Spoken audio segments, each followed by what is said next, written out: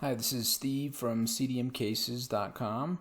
Today I'm going to go over about labs.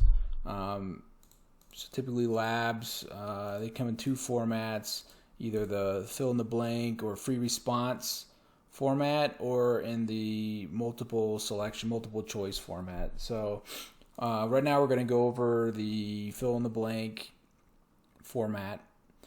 So a lot of people some people have asked us, how come the complete metabolic panel is not accepted? Well, the reason is because the test won't accept it. You can go into this lab panels menu, which you see on the real test. It'll show you these are the approved laboratory test panels. Okay, so the basic metabolic panel's there, the complete blood count is there, the electrolyte panel's there, hepatic panel, lipid panel, and then urinalysis. Okay, so that's it. So if you notice, there is no complete metabolic panel on this list, and that's arbitrarily what the test has decided.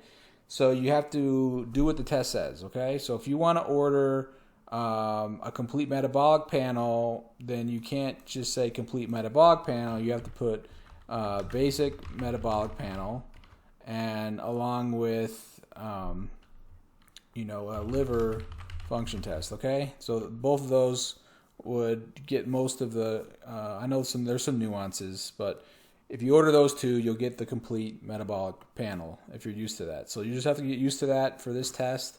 You can go back to doing what you did before in real life, but for this test, that's what you're gonna have to do. So you just write it in like that, freestyle, and don't abbreviate. The test does not like abbreviations, so you're just gonna have to learn to just write it out. I know it's a lot easier just to put BMP or LFT, but they don't like that. If you want to look at the rules, these are the rules that they go over. They say avoid or limit use of abbreviations due to lack of standardization. So they do accept some standard abbreviations, but do you really want to risk your score to roll the dice if they'll accept it or not?